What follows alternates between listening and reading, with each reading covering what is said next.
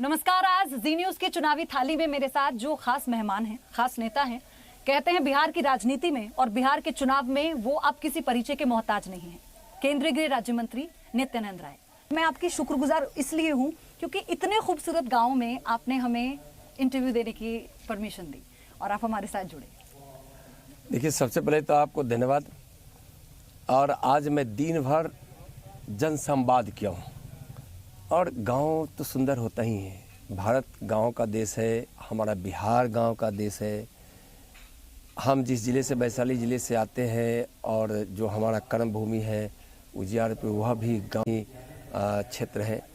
यहाँ धानों की बालियाँ, यह जो खुशियाँ देगी, कोई सोने को देखकर भी इतना खुशियाँ नहीं प्राप्त कर सकता है जो यहाँ चमकीले सोने की तरह चमकने वाली धान की बालियों से जो खुशियाँ मिलती है। मैं भी किसान हूँ, मेरे पिताजी भी किसान थे, अभी भी मैं खेती करता हूँ, किसानी करता हूँ। आप किसान हैं, आप खेती बाड़ी करते हैं।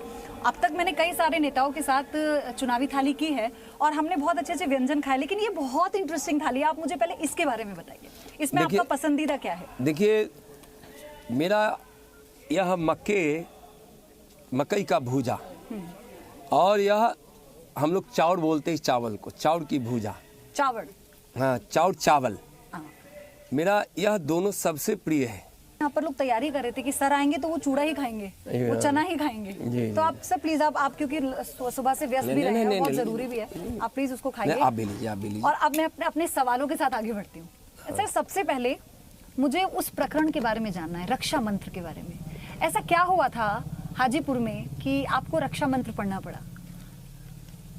देखिए, मैं जो पढ़ा था, हम उनको बताए कि माननीय प्रधानमंत्री जी की प्रेरणा में मैं देश की सीमा की सुरक्षा में लगा हूं। जहां मुझको सानिध्य प्राप्त होता है माननीय गृह मंत्री जी का, मैं सीमा की सुरक्षा में लगा हूं।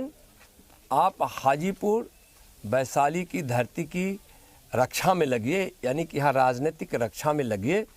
और मैं हमेशा यहाँ के लोगों से यहाँ के लोगों की मैं भावनाओं से जुड़ा हुआ हूँ और यहाँ के लोगों ने हमेशा हमारा ख्याल रखा है। तो जो हमारे अभिभावक वहाँ खड़े थे, नौजवान मित्र थे, वह हमारी एक प्रकार से हर प्रकार की रक्षा जब भी जिस प्रकार की जरूरत थी उन्होंने अपना सहयोग दिया। तो कुछ ऐसे नासमझदार लोग भी निकले जो उसका मतलब ही नहीं समझे। अपने अभिभावक से, अपने जवान मित्रों से देश की सीमा की सुरक्षा में लगा हुआ एक गृह राज्य मंत्री अपनी भूमि पर आकर अपनी इस भूमि की रक्षा का निवेदन करता है कि आप यहाँ जो विजयी हुआ है उस विजयी को निरंतर आगे बढ़ाइए, इस विजय की रक्षा कीजिए। मैं उस विजय की रक्षा की बात कर रहा था। और मैंने सर, लोगों ने कहा कि आपकी रैली की भीड़ से वो लोग घबरा गए थे, आरजेडी के कार्यकर्ता, इसलिए वो कुछ इस तरह का प्रयास करने लगे। देखिए, आज दिन भर दर्जन भर की जनसंवाद में कई आपके कलीग मित्र रहे हैं, इसका उत्तर वह देंगे और प्रमाण के साथ देंगे, समझे ना। जो तेजस्वी जी का या महागठबंधन का घबराना स्वाभाविक है। आप यहाँ काफ़ी समय से हैं, मैं थोड़ा विलम्ब से आया हूँ। मैं नहीं कह रहा हूँ, आप खुद यहाँ हैं, आप लोग इतने पारखी हैं कि यहाँ के लोगों के संगत में जो भी घंटा 2 घंटा बिताए हैं, यहाँ की मिट्टी की खुशबू और यहाँ के लोगों के मन में जो स्नेह है मेरे लिए, उससे खुद परिचित हो गए होंगे। महागठबंधन घबराया हुआ है 2/3 बहुमत से बिहार में।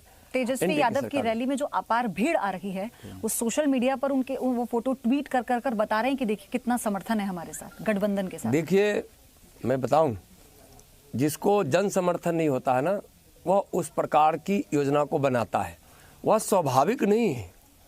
लेकिन आप एनडीए के नेताओं के सभाओं में जाइएगा तो उनकी जो स्वाभाविक भीड़ है और जो माननीय नरेंद्र मोदी जी की पार्टी और उनके प्रतिनिधि और उनके चौकीदार जब जाते हैं किसी गांव में संपर्क के लिए या सभा करने के लिए, जन संवाद करने के लिए, तो कितनी उम्र भीड़।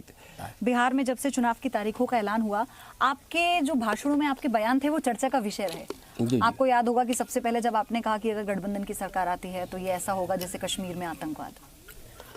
इतना बड़ा आरोप लगाने के पीछे आधार? देखिए, मैं यह कहा था कि देश में पहले आतंकवादियों को बिरयानी खिलाया जाता था, अब आतंकवादियों का सफाया हो रहा। जब आतंकवादियों का सफाया कश्मीर की धरती पर हो रहा है, हमारे प्रधानमंत्री जी के जस के कारण, उनकी योजना के कारण और हमारे माननीय गृह मंत्री जी के दृष्टिकोण के कारण, उसमें आपका भाई नित्यानंद राय भी सहयोगी है। और बिहार की धरती पर जब हमारी सरकार रहेगी तो यहाँ वैसे लोग जो लगे हैं, उसको जो सम्मान आतंकवादियों को मिटाने के लिए गृह राज्य मंत्री के रूप में प्रधानमंत्री जी ने जो हमको बनाया और चुना, वह बिहार वैशाली के बेटा के नाते जो बनाया है, वैसे प्रधानमंत्री जी को हम कमल खिलाकर एनडीए की सरकार बनाकर। आपने कहा कि प्रधानमंत्री जी ने आपको चुना।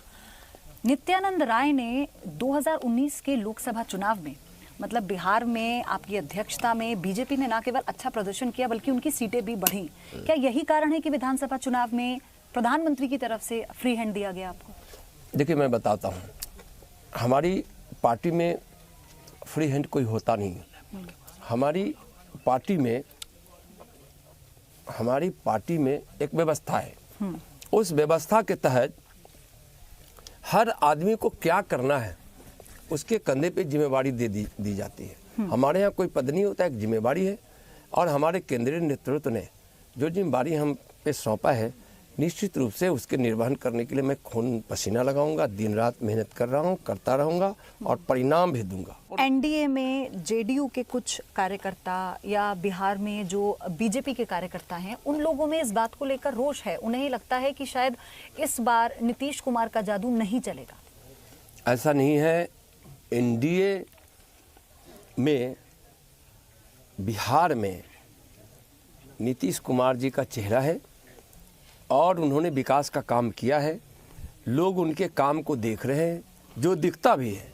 और माननीय प्रधानमंत्री जी का काम, गरीबों के लिए कल्याण की योजना, फिर कई प्रकार के विकास हेतु काम, यूँ कहें तो एक भागीरथ ने धरती को तृप्त करने के लिए, मानव कल्याण के लिए इस धरती पर शंकर की जटा से गंगा को ले उतारे।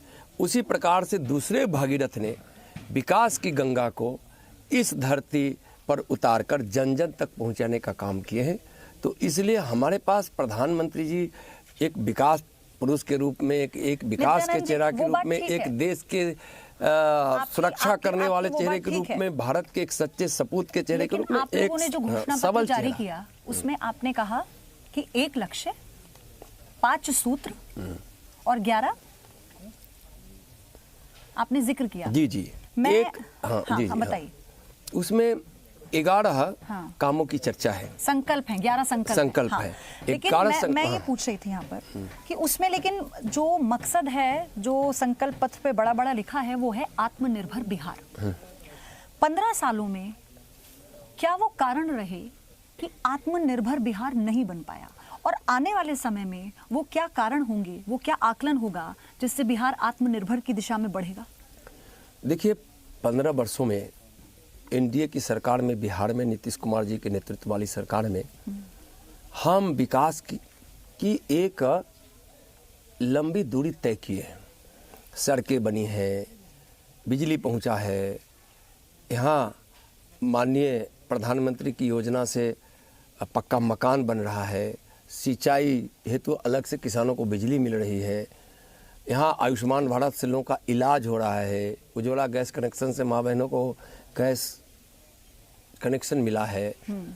तो इस प्रकार, और पीएम किसान सम्मान निधि से प्रत्येक वर्ष किसानों के खाते में 6,000 रुपये जा रहे हैं। तो जो देश स्तर पर जो काम हुआ है, वह काम बिहार में भी हुआ है। और बिहार में नीतीश जी की योजनाओं को और उनके विकास के कामों को जोड़ दीजिए तो केंद्र की सरकार और राज्य की सरकार मिलकर जो काम की है, जो आज़ादी से अब तक कभी नहीं हुआ था, वह इस एनडीए की सरकार में की गई है। सर, इसलिए विकास के काम में अब आत्मनिर्भर दर वाले राज्यों की सूची में बिहार तीसरे नंबर पर है। शिक्षा जो आधार है किसी भी प्रदेश के विकास का, अगर उसका ये हाल है। देखिए, मैं कह रहा हूँ कि पहले की तुलना में कई सभी क्षेत्रों में, शिक्षा के क्षेत्र में, स्वास्थ्य के क्षेत्र में, सड़क, बिजली, हर क्षेत्र में यहाँ विकास हुआ है। आत्मनिर्भर भारत की बात आप कर रही थी। आत्मनिर्भर भारत से बिहार में भी आत्मनिर्भर बिहार बनेगा।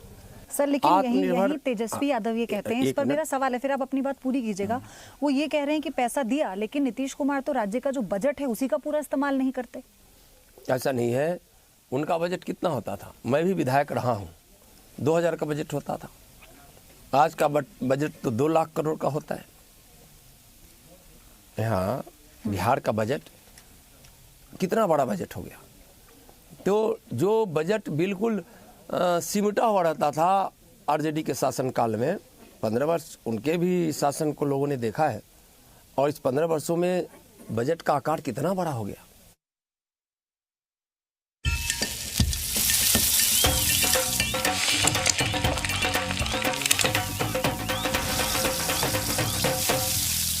Presenting B News app, available on Google Play and App Store. Download it now.